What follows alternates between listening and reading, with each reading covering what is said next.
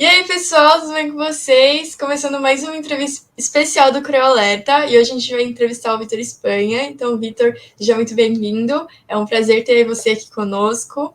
E, bom, conta um pouco pra gente sobre você, quem você é, e se apresenta aí pro pessoal que está assistindo a gente. Legal, pessoal, obrigado pelo convite. Sinto muito honrado. Sei que eu tô tentando fazer isso com vocês há um tempo. Peço perdão pela demora, que assim, minha vida tá bem complicada ultimamente. Mas eu sou o Vitor Espanha, sou aqui de Belo Horizonte, mineiro, e até então sou o segundo brasileiro aí para o espaço, né? Hoje é dia 2 de fevereiro, por enquanto sou o segundo, primeiro brasileiro civil. Tive, né, esse privilégio de participar da New Shepard 21 no ano passado, da Blue Origin. E o que mais? Sou casado, muito bem casado com a Marcela, e não temos filhos ainda, daqui a pouco talvez. O que mais de curiosidade eu posso falar para vocês? Eu toco teclado também, eu estava contando isso na palestra mais cedo, um monte de gente não sabia. Amo cachorro, cruzeirense também, isso é importante. E amo cozinhar, são coisas curiosas. Boa, Vitor, muito interessante esses fatos aí curiosos, né? Mas enfim, então bora para as Bom saber, perguntas querido aí. cabuloso. Isso aí, é isso. É isso. Então, quero que você conte pra gente um pouquinho mais sobre esse contexto, esse episódio da sua vida aí, que você já deu uma palhinha aí sobre o seu segundo brasileiro civil. Não, segundo brasileiro, né? E o primeiro civil aí pro espaço. Então, como é que foi esse processo para você literalmente parar no espaço? Bom, essa pergunta ela é legal e ela é um pouco mais profunda, né? Assim, eu fui sorteado, a resposta fácil é essa, mas acho que a resposta mais correta é que eu sempre gostei muito de tecnologia, né? E de inovação. Quem anda junto comigo sabe que eu sempre gostei de achar soluções para todas as coisas mesmo, assim. Chega até a ser meio toque às vezes, né? E então eu estava trabalhando num fundo de investimentos aí de São Paulo, inclusive, de private equity voltado para o agronegócio. Para agronegócio, sou engenheiro, né? Mais um fato curioso sobre mim também. E amo gestão de projetos, amo negócios. E aí, então, eu sempre tive essa necessidade, assim, de buscar por coisas novas, né? Inovação na veia mesmo. Foi então que, numa dessas, eu fiquei sabendo do projeto da CSA, que foi a agência que me levou para o espaço, né? Que bancou, que patrocinou meu voo. Eu sou muito grato, inclusive, pela CSA, pelos fundadores da CSA, né? Que ainda andamos bastante juntos, principalmente agora, a gente está desenvolvendo projetos juntos. Então, quando eu vi a oportunidade, eu achei extremamente importante estar investindo nisso, porque eu sabia, então, que alguém da comunidade, desses membros iniciais ali da comunidade, do Gen One, que foi o NFT que eu comprei, eu sabia que alguém ia para o espaço, então, para mim, fazia sentido demais conversar com essa pessoa ao longo da minha vida, né? Ó, que legal, eu conheci alguém que entrou no foguete. Então, foi aí que eu resolvi investir. Eu estava meio incrédulo que eu ganharia, né? Não era esse meu foco principal. E acabei sendo sorteado. Eu vejo que tem um propósito de Deus nisso aí. E, né, tive essa honra, então, o privilégio de ver a terra de cima, de passar por tudo isso aí. Acho que vocês acompanharam um pouquinho da minha história. E então foi isso, né? Sou um privilegiado e agraciado por Deus aí de ter uma ótica diferente da vida agora, né? Muito legal, Vitor, saber um pouquinho de como você foi parar no espaço. E a gente quer saber também como foi a sua preparação para parar num voo espacial. Você sentiu algum efeito no seu corpo ou a emoção tomou conta na hora e você não sentiu nada? Com certeza a emoção tomou conta, né? Mas tão intenso assim tudo que é difícil de explicar, assim. Acho que a parte mais difícil de todas é explicar o meu processo, né? Acho que só estando dentro de mim para entender. Até a Marcela, minha esposa, tem dificuldade às vezes, de contar para ela, né, a experiência. Mas o meu voo foi um voo suborbital, não chega a ficar ali por horas ou dias em volta da Terra. Então foi um pouco mais de 10 minutos, né? mas isso é uma conquista enorme para o espaço, né? Apenas 600 e poucas pessoas, 640 pessoas, se não me engano, passaram, né, dessa linha que é denominada linha de Kármán, que divide o espaço, né, 100 quilômetros de altura. Então, para mim, foi uma conquista especial. Mas como é um voo suborbital, a proposta da Blue Origin, dessas novas empresas, é ser um pouco mais prático, né? Você não precisa de se tornar um piloto, se tornar um cientista, né, um space guy total ali para entrar no foguete. É porque eles querem democratizar isso, né? Trazer um pouco mais de acessibilidade para pessoas normais, como eu e como futuras pessoas. E para ser assim, tem que ser muito simples. Então, eu tive uma série de treinamentos remotos, né? Com astronautas formados pela NASA, que fizeram manutenção desde da estação espacial até no telescópio Hubble. Então, eu tive essa bateria de treinamento remoto, e tive também no Texas, assim, no total ali por uns 7, 8 dias, só que 2 dias de treinamento mais intenso, assim, de simular, entrar no simulador, repetir pelo menos 30 vezes cada processo, né, para que quando a gente entrasse no foguete, a gente tivesse o menor efeito da ansiedade, porque a gente já seria previsto cada passo e cada ação ali, desde até tirar o cinto, né, a gente fez isso várias vezes. Então, foi muito bem feito, assim. Mas, né, respondendo a sua pergunta também de forma completa, foi bem forte, assim, né? Na hora de entrar no foguete, na hora de ligar o motor ali, que fica tudo laranja, assim, dentro da cápsula, né? Aquela sensação de, não sei quem já andou de montanha-russa, né? Dadas as proporções, mas você sabe que você não vai morrer ali dentro da montanha-russa, você sabe que vai ter uma adrenalina, mas você não sabe materializar emocionalmente a sua expectativa, né? Porque você nunca passou por aquilo. Então, quando você entra e participa disso, aí que você sente mesmo uma coisa que é inexplicável, né? Muito difícil de colocar em palavras aqui. Eu vi que você citou sobre a Blue Origin e falou sobre esses voos agora, né? E eu queria saber a sua opinião sobre isso, porque agora com a Blue Origin, a Virgin, a SpaceX, agora tem esses voos, né? Acho que de uma forma, um termo mais comum, mais turístico, né? Esses voos comerciais, né? E você acha que futuramente, com esses avanços de tecnologia, esses tipos de voo vão ser mais acessíveis? Se isso vai ser algo muito mais recorrente? A gente vê que esse ano mesmo vai ter muitos mais lançamentos assim. E você acha que realmente, tipo, isso é um avanço tecnológico que realmente vai se firmar e vai ser muito mais comum? Isso eu nem acho, não. Isso eu já tenho certeza. Assim, é realmente não só convicção, mas informação, né? Assim, um dos privilégios que eu tenho, que eu tive e tenho, né, continuo tendo agora, é esse acesso direto à Blue Origin, né? Então eu posso falar um pouco mais de perto da Blue Origin.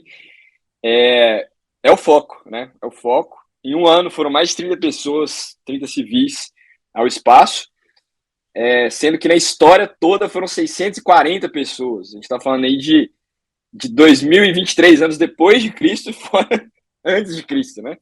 Então, essa curva de acesso ela vai ser sempre maior, né? Vai ser exponencial. E, paralelo a isso, né? Nós temos um desenvolvimento tecnológico que favorece.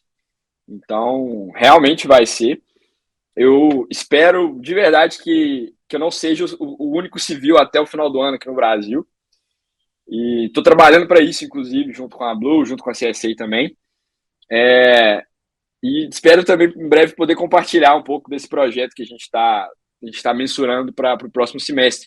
A Blue Origin teve um problema que foi a última missão, o booster falhou, e aí acabou que ele né, explodiu, no final das contas, no chão, né, ele falhou, a cápsula foi ejetada, era um voo não tripulado. Mas então a cápsula foi ejetada, foi um sucesso, assim, a válvula de escape, mas como foi um processo fora do normal, eles tiveram que fazer uma investigação maior e atrasou um pouco essa timeline de execução deles, né? Mas a gente está junto aí Em breve também eu vou poder compartilhar. Nesse trimestre ainda vai ter uma surpresa pra galera aí junto com a Boy, estou indo para lá.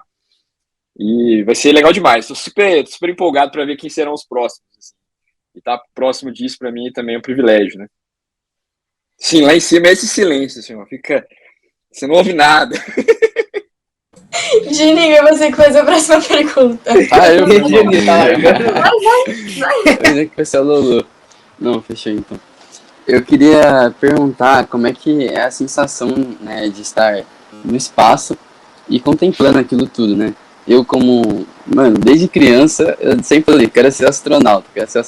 Com o tempo, né, a gente vai, não é isso, né, é meio distante e tudo mais, mas é aquele, tipo, mano, fã do espaço, sou eu, tipo, eu já sou Legal. curioso. Aí falou em espaço, então, comba tudo.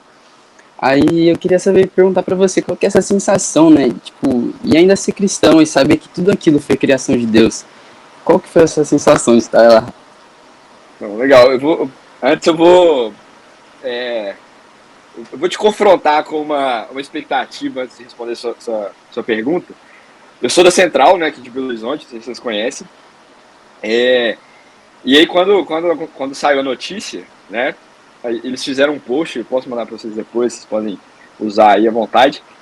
E na frase eles colocaram assim, só é impossível até acontecer, né?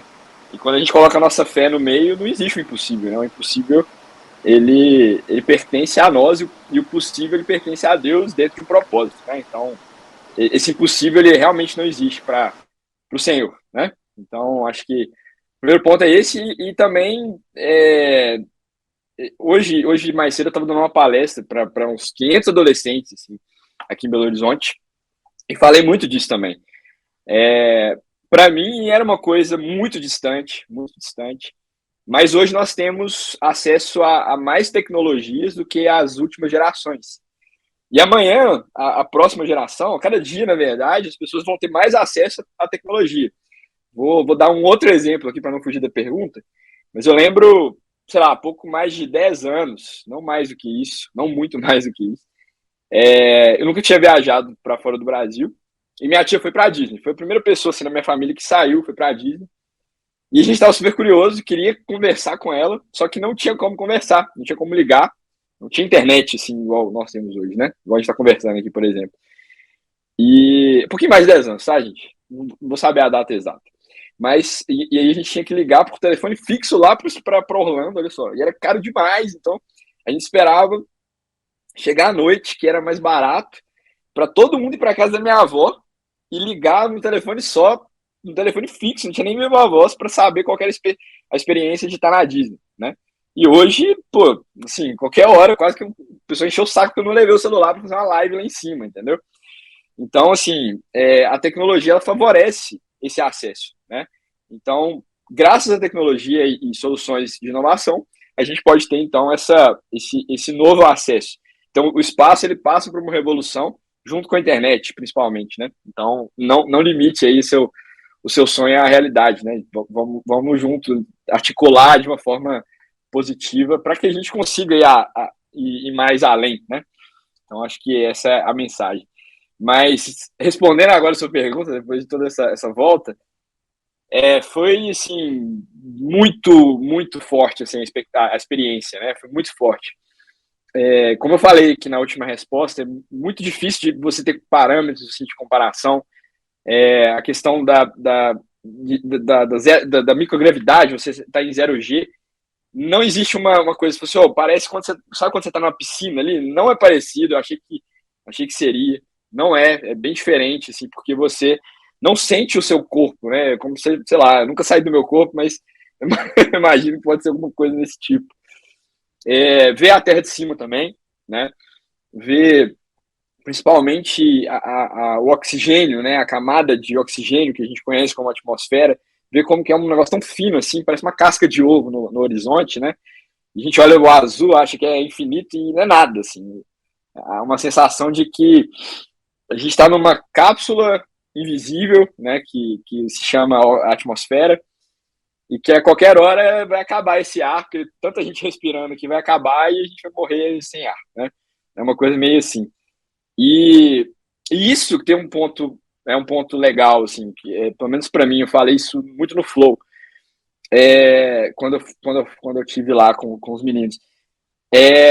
Não tem como você olhar para isso e negar a criação de Deus, né?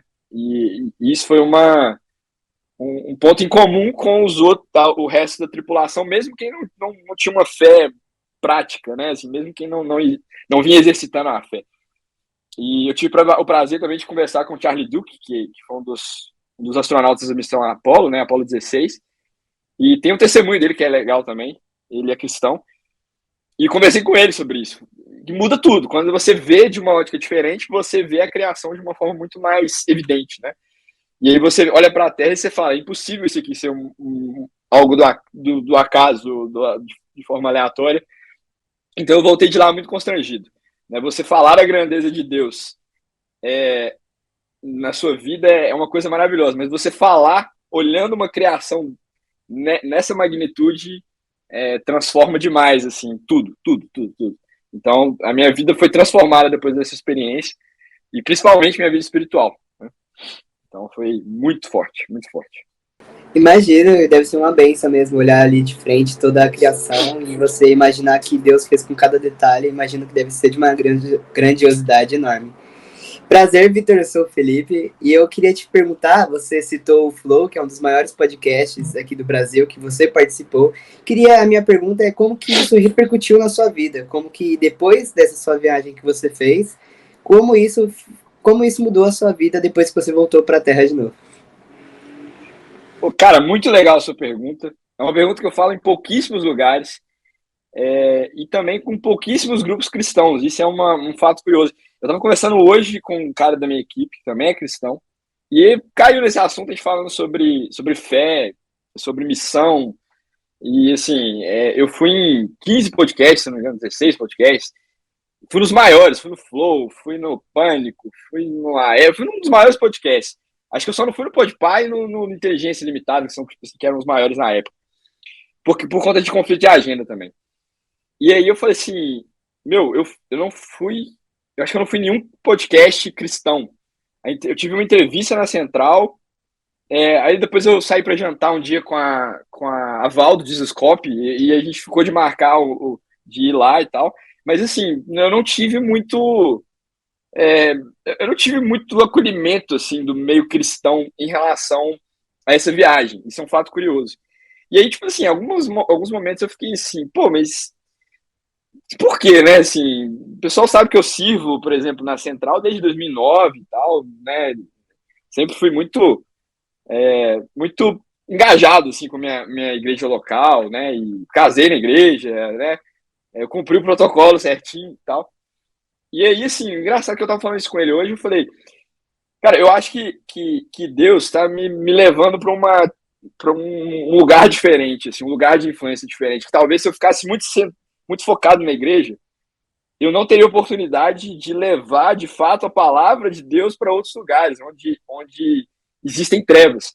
E isso, assim, é uma coisa que, Deus está falando tanto comigo, assim, em relação a essa questão missionária, né? Porque quando a gente pensa muito em missão, a gente já vincula a missão com Angola, com África, com países um pouco mais necessitados, ou sei lá, onde vocês queiram pensar aí de nações. Pensa muito em nações, mas a gente vive hoje um caos social, político, em relação a uma série de fatores. Eu vejo muito efeito da internet nisso, o efeito de ideologias claras em função disso. Enfim, existem vários porquês. Mas existem vários porquês, existe uma história e um contexto realmente muito complexo, muito, muito escuro mesmo, e a gente não faz nada para isso, como igreja.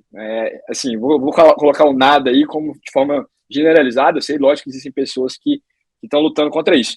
Mas o fato nós somos chamados para ser sal, e Jesus fala que o sal precisa de dar sabor. Nós somos chamados para ser luz, e a luz não pode ficar embaixo da cama, né? A gente tem que colocar no lugar mais alto. E eu recebi muita crítica por estar em vários programas. Isso é uma coisa interessante. Só que as pessoas não veem, por exemplo, como que foi a minha questão com o meu discipulado, né? Depois eu queria até depois postar isso, assim, de uma forma menos invasiva, mas eu tenho um grupo aqui no WhatsApp com 6 pastores da minha igreja. né? O grupo chama Help. Antes de cada entrevista, assim, literalmente cada entrevista, eu falava a minha expectativa, a gente orava, e depois de cada entrevista eu era sabatinado, assim, você precisa falar mais de Deus, mais sobre o plano, mais sobre salvação. E aí eu comecei a entender que realmente nós somos chamados para isso, nós somos chamados para fora, não para dentro. É lógico que existem funções eclesiásticas extremamente importantes, eu vejo valor disso, sempre estive no meio disso, mas é muito importante, talvez mais importante, ou mesmo que seja tão importante quanto, a gente olhar para fora. Né? E aí as pessoas olham e falam, pô, você foi na Globo, mas na Globo Globo lixo, Globo não sei o quê, Globo que... Né, várias críticas para a Globo, várias coisas também que eu não concordo, mas foi lá que eu pude conversar, por exemplo, com o Luva de Pedreiro, que estava em depressão, né? E aí eu consegui falar sobre isso. Aí eu fui criticado, por exemplo, que eu fui conversar com o Monark, mas as pessoas não viram o podcast com o Monark, tinha acabado de sair daquela polêmica do Flow lá, de nazismo, etc. E foi nesse episódio que eu falei mais de Jesus, assim, no episódio inteiro, né? E eu tive essa oportunidade, talvez ele não teria essa oportunidade de ouvir de uma forma tão explícita. Então, assim, eu vejo que Deus está me levando para outros lugares fora da igreja e talvez acho que é o primeiro lugar que eu fale isso, assim, de forma explícita em relação a chamado, né, de chamado, né, e grande comissão. Então eu vejo, assim, realmente uma necessidade de nós sermos influência na sociedade, mas não necessariamente nós vamos influenciar a sociedade, porque Jesus ele vai voltar. E ele vai voltar porque vai existir o caos. Mas só que quando ele voltar, até lá a gente conseguiu, a gente fez com que o nosso exemplo de rendição a Deus, de rendição a Jesus, salvasse várias pessoas do meio desse caos e trouxesse essas pessoas para a eternidade. Então esse é o nosso chamado. Não necessariamente a gente vai mudar tudo, mas a gente pode mudar a vida das pessoas e levar essas pessoas para a eternidade através de Jesus. Então, hoje eu vejo isso com clareza, né? E sim, graças a Deus, porque eu não estou pregando em igreja, né? Assim, entenda o que eu vou falar. Eu amo igreja, tô todo domingo, lidero célula, toco no louvor e tal, mas eu vejo, assim, uma direção clara de Deus para que a gente possa ser influência nos meios onde precisa, né? E existe muito mais trevas hoje em dia, né? Então, precisamos de estar lá, com certeza. Falei demais, desculpa. Pô, Vitor, que da hora essa experiência que você contou pra gente de você estar num lugar assim que não é um ambiente muito habituado pelos cristãos e você levar a palavra de Cristo, né? Levar o evangelho para um lugar onde não é muito pregado, né? E como você havia dito, você esteve em lugares de redes nacionais, né? Participou do programa do Luciano Huck, o Danilo Gentili também. Como que foi participar de programas de televisões e poder falar, alô mãe, tô na TV? Acho que é um sonho de criança, assim, né? E principalmente a gente que ainda acompanhou a era da televisão, né? Porque talvez a próxima geração não vá nem saber o que é TV. Mas isso foi legal, e acho que principalmente para minha mãe, inclusive, né? Pra minha mãe, minha avó. Minha avó não tem internet, então minha avó não sabe o que é Flow, né? Minha avó não sabe o que é nada. Minha avó sabe quando eu fui lá na Fátima Bernardes, entendeu? Que legal, ficar lá na televisão e tal. Então minha avó ficou muito feliz, né? Eu acho que eu virei o orgulho dos meus avós, né? Assim, acho que nunca o sobrenome Espanha foi tão falado na árvore genealógica da minha família, né? Então, isso eu acho que é a parte mais legal, assim. Acho que essa sensação de você ir orgulhar, no bom sentido, as pessoas que são próximas de você e sair daquela sensação de missão cumprida, porque é difícil, é muita pressão, né? Quando eu fui na Fátima, nossa, difícil demais, assim, tanto de luz, tanto de gente e tal, e, pô, eu achei que ia ter mais 20 pessoas no sofá, e tinha eu e só mais uma atriz. Chegar no camarim, dar seu nome, né, aquilo ali é uma... Mas, assim, aí acaba que você vai acostumando depois. No Luciano Huck, agora que eu fui, por exemplo, no final do ano, eu tava bem mais tranquilo, né. E, assim, é uma loucura, né, loucura, como diz o Luciano. Mas foi um privilégio poder compartilhar, né? E eu tenho buscado muito assim essa sabedoria para que quando as pessoas se aproximem de mim, elas se sintam inspiradas de alguma forma, assim, né? Assim, pô, vi o cara lá, que legal, assim, deixa eu ver que mais aqui que existe aqui por trás daqueles 10 minutos que ele apareceu ali. E tem sido um feedback legal das pessoas, assim, sabe? E glória a Deus por isso. Victor, na nossa startup, no CDC, a gente sempre investe, a gente sempre incentiva os estudos e desenvolvimento de carreiras de adolescentes. Por exemplo, eu, quando era bem criancinha, eu desisti por medo, mas eu já quis seguir carreira de astronauta. Mas eu desisti porque medo e tal. Mas enfim, que dicas que você dá para esse público, os adolescentes? Olha, eu acho que a dica é, primeiro, conversar muito com pessoas, né? Isso para mim fez muita diferença, assim, né? Hoje, assim, graças a Deus, eu tenho uma abertura maior com pessoas mais experientes, pessoas mais influentes e tal. A minha história foi engraçada quando eu fui lá no Maurício Meirelles, no podcast dele. Ele falou assim: Vitor, você senta na mesa com o Obama, as pessoas vão querer saber da sua história e não vão querer saber do Obama, né? É muito diferente. Mas, assim, eu acho que você conversar com pessoas experientes, isso é um ponto muito, muito forte, assim, para quem está começando agora. E geralmente, quem está empreendendo, geralmente pessoas que exercem algum tipo de influência, naturalmente elas gostam de ensinar. Então, a gente tem, às vezes, uma insegurança de, pô, vou chegar próximo de alguém, e muitas pessoas falam isso comigo, inclusive. Acho que eu não vou responder.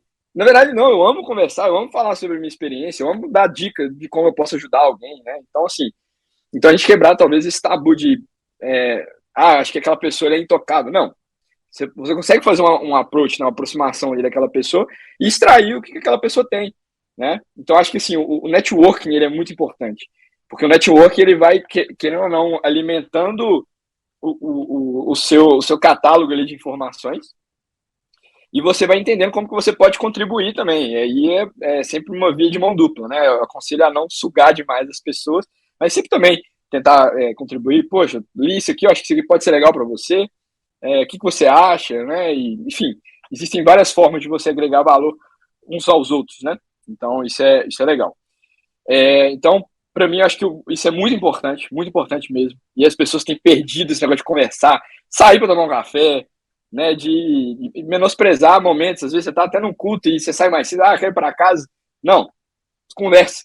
Todo mundo agrega alguma coisa, né? E principalmente pessoas mais velhas. Isso aí, mais velhas e mais experientes. Então, quando eu tenho a oportunidade de estar com uma pessoa mais experiente do que eu vou gastar o tempo que a pessoa tiver.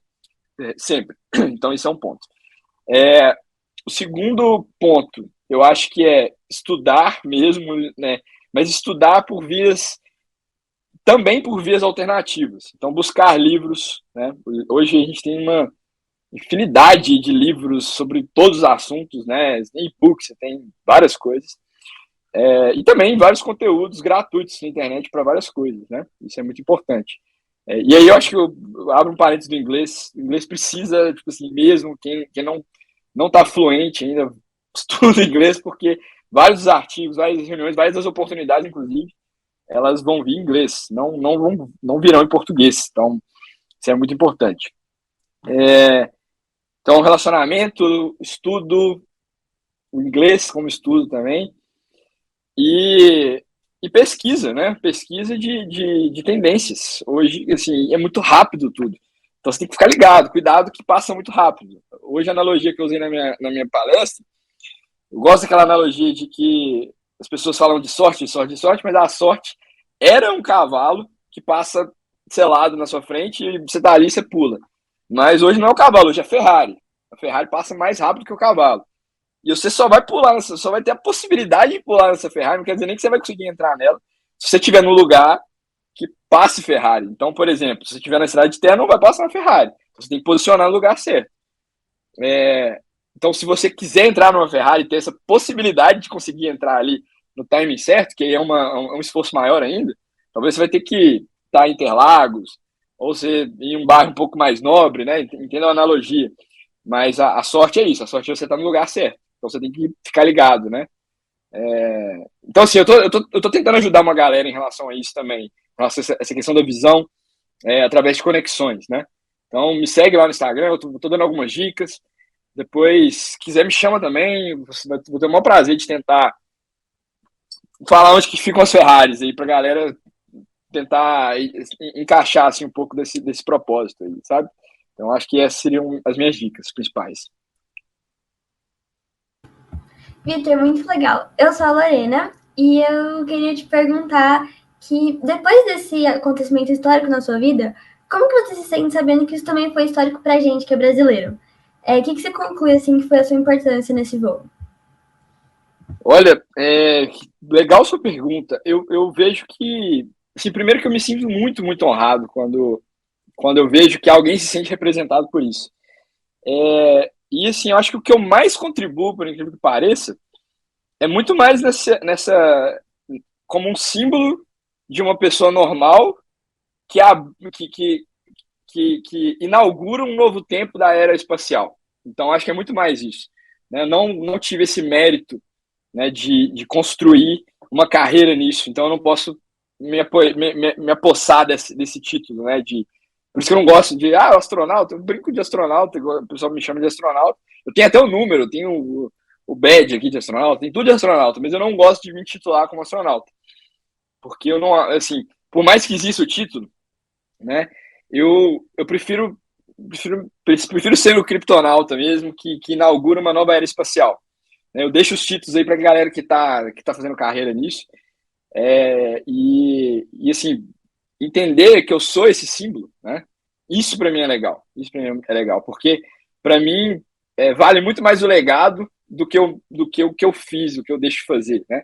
Então eu vou ficar muito mais realizado a partir do momento que o terceiro for e eu consiga ter algum tipo de influência nisso, do que na minha própria realização. E eu acho que esse é o nosso chamado também, né? De fazer discípulo. Então, eu acho que é isso, assim. Eu acho que representar esse símbolo, para mim, é uma honra. Bom, durante a live de lançamento, quando vocês estão aguardando, o Charles Duke fala com você antes da decolagem. É possível até ouvir você e a tripulação agradecendo a ele. Você pode nos contar qual foi a mensagem que ele falou para vocês? Sim, claro, foi o momento mais emocionante, acho, de todos para mim. Na hora parece que tinha uns poeiras assim, meu olho começou a encher de lágrimas. Mas ele falou basicamente, aqui é Mr. Charlie Duke, 53 anos, se não me engano, depois da missão Apollo, eu venho aqui desejar boa viagem para vocês, e ele fala alguma coisa desse tipo, e aí fala que nos vê em terra. Então, isso aí para mim já foi suficiente para dar uma... Meu Deus, porque ele foi o cara que conversou com o Neil Armstrong, né? Ele foi o primeiro a ouvir aquela famosa frase, pequeno passo para um homem, mas um grande salto para a humanidade. E a gente conversou, inclusive, nos bastidores sobre isso, né? A gente ficou interpretando a frase junto com ele, foi bem legal isso. E para a gente também foi especial, porque ele não era para estar lá no dia, né? Não era para estar no dia do lançamento. Ele teve um dia antes, em um almoço, nós almoçamos com ele, e perguntando se ele, lógico, assim, você vai estar amanhã aqui no lançamento? Ele, não vou estar, eu tenho uma viagem para o Texas, já uma passagem comprada, e a gente deu um jeito dele ficar. A gente encheu o saco lá do pessoal, um dos tripulantes arrumou um piloto para levá-lo depois de forma particular, e aí eu fui atrás do pessoal, arrumou um hotel na cidade para eles, até falei, se quiser ficar no Airstream, você fica, aí a gente vai pro hotel, mas assim, você tem que estar aqui amanhã. E aí ele ficou, a gente não viu que ele ficou, né? Então isso foi legal, pra gente foi uma surpresa na hora. O que a gente tinha sugerido era assim, pedimos para o staff, assim, quando a gente estiver no Apple, que é o momento mais alto da trajetória, pede para ele entrar, só entrar no rádio e falar Apple, pra gente já ia valer. E aí a mensagem que ele mandou pra gente foi muito mais legal. Então foi, assim, sensacional, foi muito, muito emocionante.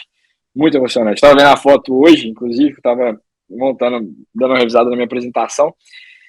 E é muito emocionante toda vez que eu vejo isso. Me deu relógio também, de presente. Muito legal. Você falou sobre toda essa surpresa que foi para a tripulação. E eu queria te perguntar, o que você, tipo, durante esse momento, né, na hora do voo, quando vocês estavam na cápsula, qual foi, tipo assim, a primeira coisa que você viu com os tripulantes juntos e vocês pensaram, tipo, meu Deus, tipo, caiu a ficha mesmo? Você fala lá em cima ou antes? Isso, lá em cima mesmo. Lá em cima, né? Eu acho assim, a primeira coisa que chamou a nossa atenção, muito a nossa atenção, assim, muito a nossa atenção, foi quando a gente tinha uma janela bem grande, cada um tinha uma janela, né, de 1,70 m, mais ou menos. Bem grande a janela. Então a gente não precisava de ficar olhando para o lado, assim, tipo, a gente basicamente ficava olhando de torto, assim, a gente conseguia ver tudo, né? Isso é um dos pontos fortes aí do foguete, desse foguete. E aí, de repente, fica escuro. Então isso foi muito legal, assim. A gente tava, tipo, a força G aumentando no nosso peito, assim, a gente meio assim, de repente, fica tudo escuro. Porque a concentração de oxigênio é muito próxima da Terra, né? Então, de repente, a velocidade aumenta muito, porque o booster, né, que é só combustível, ele queima muito rápido, né, esse combustível, então ele vai ficando leve, essa carenagem aqui fica leve, e o ar vai ficando rarefeito. Então ele ganha muita velocidade depois do primeiro minuto. Então, de repente, fica escuro, assim. Então isso foi o ponto forte, assim. E aí, de repente, foi tudo muito rápido. Fica escuro, a gente ouviu o sinal e dá aquele coisa, que é a cápsula soltando do booster.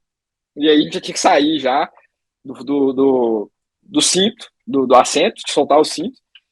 E aí, assim, o corpo flutuando, aí foi tudo muito rápido, assim, depois. Mas eu acho que o ponto alto, assim, que todo mundo ficou, assim, extasiado, foi ver ficar escuro de dia, né? Assim, isso aí é uma coisa que era muito esperada por todo mundo. Agora eu vou perguntar o que todo mundo tem curiosidade. A pergunta que não quer calar. Você acabou de falar que viu tudo lá de cima. A Terra é plana ou redonda?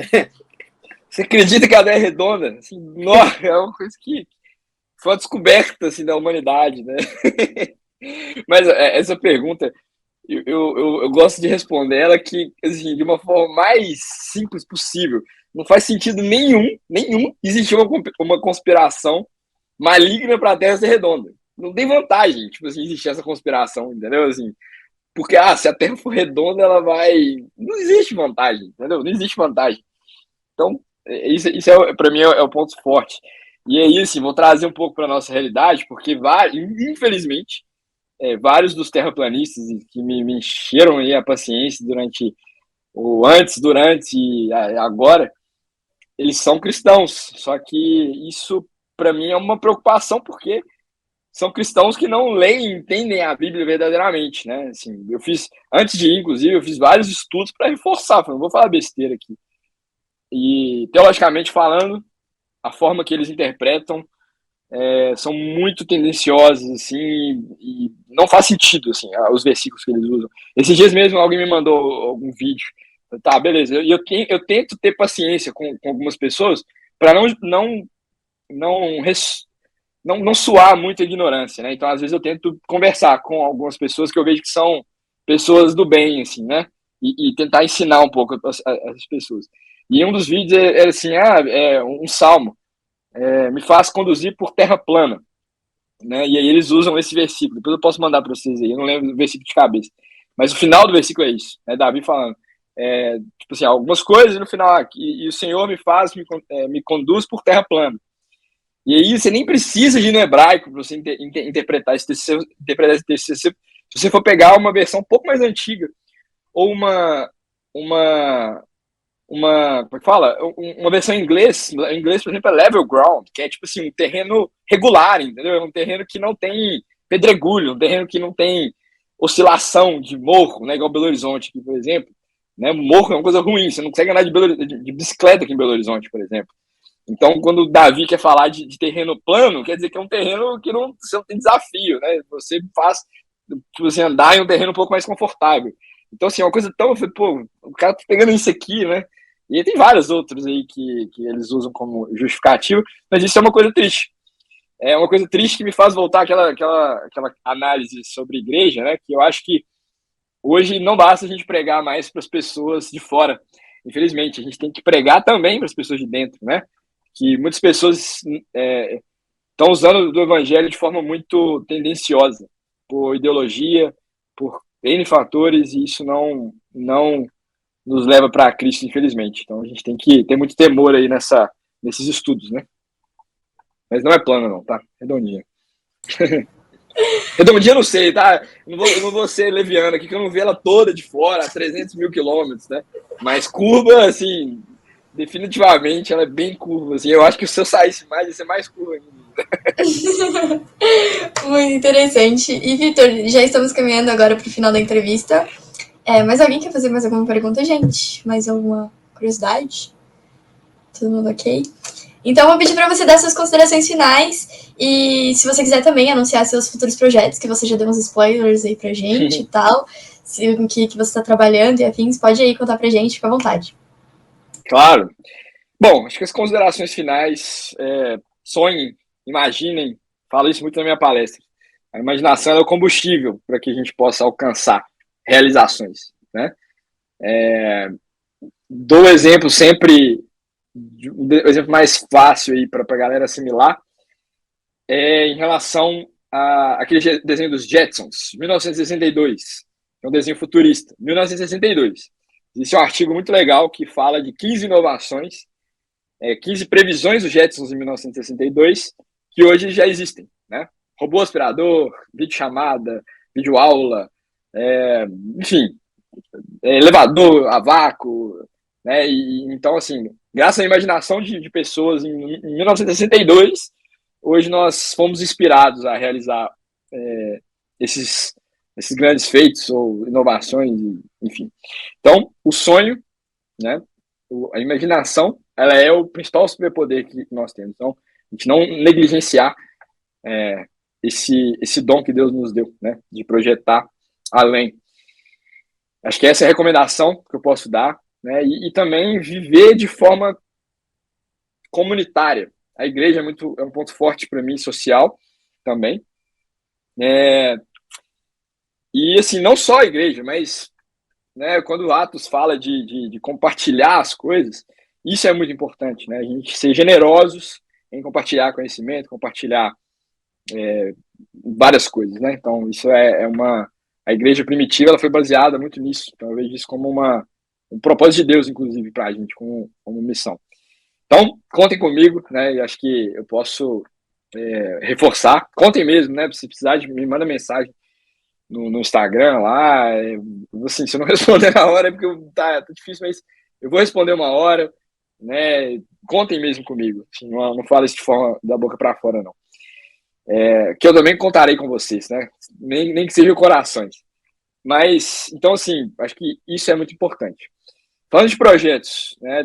Depois, se puder deixar meu Instagram aqui, eu não sou eu sou um pouco mais low profile, estou me forçando a falar mais, porque eu vejo isso como uma missão, mas por mim eu nem abri o Instagram durante o dia, eu não gosto. Mas assim, como tem muita gente que me segue, eu tô me forçando a sempre falar coisas por lá. Me segue lá, porque eu vou sempre falar um pouco mais dos projetos. Estou com um cronograma bem definido assim, para envolver as pessoas por lá. Então só vou falar o que for útil. Basicamente é isso. Não ficar enchendo. Oi, gente, estou no restaurante. Isso vocês não vão ver, pode ficar tranquilos. Então, assim, me segue, né? E o que eu posso falar de projeto daqui para frente, assim, mais que eu possa abrir, né, assim, publicamente. Estou junto com a CSA, que é a Agência Espacial dos Estados Unidos, agência fundamentada em Web3, descentralizado, né? Para pessoas terem acesso, pessoas normais como eu. Acho o projeto muito legal. Tem muitos desafios esse projeto. E eu sou um pouco do termômetro desse projeto hoje, tentando interpretar alguns assuntos mais técnicos para a nossa comunidade aqui no Brasil. E então a gente está desenvolvendo esse projeto junto no futuro vai ter caça de asteroides, mineração de asteroides, defesa da Terra também, porque pode ser que a qualquer hora um asteroide caia aqui, né, na Terra, então a gente precisa de ter uma tese científica, técnico-científica para defender a Terra, literalmente, né. Existem também projetos na área científica na linha quântica, um pouco complexo, depois eu vou explicar um pouco mais, mas são projetos muito legais, assim, que eu posso adiantar, e a gente também está engajado com a Blue Origin em mandar mais pessoas ao espaço, né? Então, eu falei disso no podcast, tem um podcast também, o Cryptonauts, que a gente fala sobre espaço, a gente fala sobre tecnologia, a gente fala sobre tendências, né? Então, realmente, quem não está ouvindo está perdendo muita coisa lá. Mas no primeiro episódio com o Josh, a gente fala um pouco sobre isso, sobre a CSA lançar em breve aí mais uma turma. E o que eu posso adiantar é que eu estou brigando pelo Brasil para que a gente possa ter uma pessoa um pouco mais agora, não baseado em sorteios, mas baseado em um mérito em um processo bem diferente que vocês vão ver em breve. Então, o que eu preciso da ajuda de vocês, precisa me ajudar a pilhar a galera lá de fora para eles, que eles só vão topar se a galera vir junto, né? Então, eu vou fazer essas chamadas, mas o que eu posso adiantar é isso. Espero que até o final do ano a gente consiga executar esse projeto aí, de mandar mais um brasileiro e mais outras pessoas de outras nações também, não só brasileiros dessa vez. Quer dizer, não era para ser brasileiro, foi uma coincidência, mas não só brasileiro, mas mais um brasileiro e mais pessoas de países emergentes aí, que é o foco da CSA. Pô, acho que é isso. Me segue lá mesmo, tem uns links importantes. A gente tem um canal no Discord, a gente tem um canal no Telegram, a gente fala de tendências também, de inovação. Entra lá, me chama, vamos conversar. E tô dando palestra também demais. Assim, acho que é um ponto que eu vou focar bastante nesse ano, nesse semestre, porque é uma forma de poder influenciar as pessoas, e não ser um influencer, mas influenciar positivamente. E também, última coisa, nossa, cheio de coisa para falar de projeto. Nesse trimestre, eu estou indo encontrar com algumas pessoas muito especiais lá na Flórida. E mais uma surpresinha que eu não posso falar ainda, mas vocês vão ficar sabendo em breve. Mas vai ser, assim, quem acompanha a minha jornada sabe que só acontece coisa mais aleatória e legal. Então, assim, só coisa legal que tem acontecido. Então, me segue mesmo aí, que tá sendo bem, bem interessante. E vibra comigo aí, que vai ficar muito feliz com o feedback de vocês também. Acho que é isso, falei muito. Vixe, Elon Musk vindo aí. Talvez, quem sabe. Muito legal, meu. Eu só tenho a agradecer a você e principalmente a Deus, porque sempre foi meu sonho, sabe? Conhecer mais e de estar aqui com alguém cristão que pode compartilhar, que foi lá, pra mim já é um sonho realizado, sabe? E muito obrigado, porque isso aumenta a chama do nosso coração, sabe? Que você compartilhou aqui da gente não ser influencer, né? Mas influenciar as pessoas, porque a gente sabe a verdade, a gente sabe que a verdade é Jesus, né? E eu tenho a agradecer, de verdade. Só me dá mais força de continuar a seguir meus sonhos e é isso. Valeu. Boa. Tamo junto. Ô, Vitor, e uma última experiência que eu queria que você contasse pra gente. Quem foi a pessoa, assim, durante a sua jornada que quando você viu ela, você falou, meu Deus, eu não acredito que eu tô de frente com essa pessoa? O Charlie.